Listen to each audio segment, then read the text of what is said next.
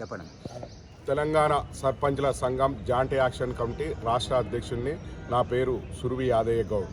ఈ ప్రభుత్వం వచ్చి 15 నెలలు అవుతుంది. బిల్లులు ఇవ్వాలని అనేక సార్లు అధికారులకు, ప్రజాప్రతినిధులకు, ముఖ్యమంత్రి గారికి, పంచాయతీరాజ్ మినిస్టర్కు అందరికీ వినతిపత్రాలు అందజేసినాం. అయినా కానీ మా మీద కక్ష సాధింపు చర్యలా కనపడుతుంది. మా పదవి కాలం అయిపోయి దాదాపు 13 నెలలు అవుతుంది. అయినా కానీ ప్రభుత్వం అనేక సార్లు వినతిపత్రాలు ఇస్తాం, రేపిస్తాం, మాపిస్తాం, అగో ఇస్తాం అని చెప్తారు. అనేక మంది సర్పంచులు సూసైడ్ చేసుకుంటారు. సర్పంచుల కుటుంబాలు చిన్నాభిన్నమైనవి. కొంతమంది సర్పంచులు చనిపోయారు. ఇదే పిసిసి ప్రెసిడెంట్గా ఉన్నప్పుడు రేవంత్ రెడ్డి గారు సర్పంచులని గౌరవంగా చూస్తా అని చెప్పిన దానికి ఈరోజు మా సర్పంచుల పెండింగ్ బిల్లులు అడిగితే అర్ధరాత్రి తీసుకుపోయి అరెస్ట్ చేసి పోలీస్ స్టేషన్లో కూర్చోబెట్టే పరిస్థితి ఉన్నది. అంటే ఇది ప్రజాప్రభుత్వం ఎట్లయితుంది, ప్రజాపాలన ఎట్లయితుంది? మేము సర్పంచులం అంటేనే ఇండివిజువల్గా గెలిచిన వాళ్ళం, ఇండిపెండెంట్గా గుర్తు. మేము ఏ పార్టీ అధికారంలోకి ఉన్నా మేము ఆ పార్టీకి అనుకూలంగా ఆ ప్రభుత్వం ఆదేశాల మేరకు పనిచేసిన మా పెండింగ్ బిల్లు. మేము ఒక కేసీఆర్కో, కేటీఆర్ కుటుంబానికో, హరీష్ రావు కుటుంబానికో పనిచేసిన వాళ్ళం కాదు.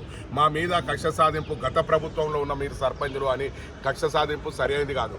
మేము కట్టిన గ్రామ పంచాయతీ భవనాల నుంచెల్లే మీ పరిపాలన కొనసాగిస్తున్నారు. కావున మా సర్పంచుల పెండింగ్ బిల్లులు ఇవ్వాలి.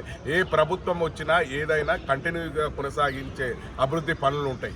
కానీ మా మీద ఒక బీఆర్ఎస్ పార్టీ సర్పంచులు అనే మా మీద కక్ష సాధింపు చర్య పాల్పడుతుంది ప్రభుత్వం అని క్లియర్గా కనపడుతుంది. మా పదవి కాలం అయిపోయి ఇన్ని రోజులు అవుతున్నది. మేము వినతిపత్రాలు ఇస్తే కనీసం మా స్పందన ఇవ్వకుండా ఒక స్పష్టమైన ప్రకటన లేదు. స్టేట్ ఫైనాన్స్ నుంచి ఇప్పటికీ ఒక చిల్లి గవ్వ ఇవ్వలేదు. గ్రామాల్లో గ్రామ పంచాయతీ సిబ్బందికి వేతనాలు ఇవ్వలేదు. గ్రామ అభివృద్ధి కుంటుపడ్డది. మేము నాటిన మొక్కలకు డీజిల్ ట్రాక్టర్తోని వాటర్ కొట్టిస్తేందుకు డీజిల్ పైసలు లేని పరిస్థితి. అంటే గ్రామ పంచాయతీలను ఒక బస్టు పట్టిస్తుంది. గ్రామాల్లో ఇప్పటికీ అపరిశుభ్రంగా పెరిగిపోయినాయి. అదే గ్రామ కార్యదర్శులు జేబులకి వెళ్ళి పెట్టి పైసలు అభివృద్ధి పనులు చేస్తామంటారు. వాళ్ళు కూడా ప్రభుత్వానికి నోటీస్ ఇచ్చారు. మా ఈ పెండింగ్ బిల్లులు చెల్లించాలి, లేని ఎడల మేము అసలు విధి నిర్వహణలకు అనే పరిస్థితికి ప్రభుత్వం ఉన్నది. అయితే మా బిల్లులు ఇప్పటికీ చెల్లించామంటే కనీసము స్థానిక సంస్థల ఎన్నికలు పెడతామని చెప్తారు. కానీ మా బిల్లులో వచ్చే వరకలా ఇంత నోటి మాట లేదు. కానీ కేంద్ర ప్రభుత్వం నుంచి చేసిన మహాత్మా గాంధీ జాతీయ ఉపాధి హామీ పథకం ద్వారా వచ్చిన నిధులను మేమే చెల్లించినామని చెప్పుకొని గొప్పలు చెప్పుకుంటుంది ఈ ప్రభుత్వం. కానీ ఒక్కటి స్టేట్ ఫైనాన్స్ నుంచి చిల్లి గవ్వ కూడా ఇప్పటి వరకు ఇవ్వలేదు. అదేవిధంగా బడా కాంట్రాక్టర్లకేమో బిల్లులు ఇచ్చి పర్సెంటేజీలు తీసుకొని అనే బాధ్యతగా బహిర్గతంగా ఎమ్మెల్యేలు, మినిస్టర్లు అందరూ మాట్లాడుతున్నారు. ఈ స్టేట్ ఫైనాన్స్ దాంట్లో కమిషనర్లు జరుగుతున్నాయి. ఆ కమిషనర్లు ఇచ్చిన వాళ్ళకే బిల్లులు ఇస్తున్నారు అని చెప్తారు. మేము ఎస్డిఎఫ్ పనులు చేసినాం. మా చెక్కులు ఇప్పటికీ జనరేషన్ అయ్యి సంవత్సరం నుంచి 2 సంవత్సరాల నుంచి అయ్యి ఉన్నాయి. కానీ వాటికి రూపాయి కూడా చెల్లించలేదు. అదే బడా కాంట్రాక్టర్లు అయ్యి 100 కోట్లు ఉన్న వాళ్ళకేమో బిల్లులు ఇస్తారు. అంటే మేము గ్రామాల్లో అభివృద్ధి పనులు చేసిన వాళ్ళం, మహాత్మాజీ కలలుగన్న గ్రామ స్వరాజ్యం కోసం మేము పనిచేసిన వాళ్ళం. మా మీద ఈ కక్ష సాధింపు చర్య ఈ ప్రభుత్వం సరైనది కాదు. కాబట్టి తక్షణమే మా సర్పంచ్ల పెండింగ్ బిల్లులు చెల్లించి మాకు న్యాయం చేయాలి.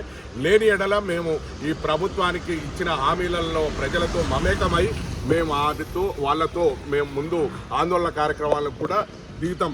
సుమారు రాష్ట్ర వ్యాప్తంగా మీలాంటి వాళ్ళకు ఎంత బకాయిలు ఉన్నట్టు ప్రభుత్వం?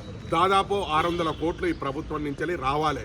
కానీ వీళ్ళు ఎప్పుడు చూసి ఎక్కడనో నియోజకవర్గానికి 800 కోట్లు, 900 కోట్లు, లక్షల కోట్లు అని చెప్పుకుంటున్నారు. కానీ మా బిల్లులు ఇవ్వమంటే ₹1 ఇస్తలేదు. అంటే మా దాంట్లో కమిషన్లు రావని ప్రభుత్వం చూస్తున్నట్టు కనపడుతుంది.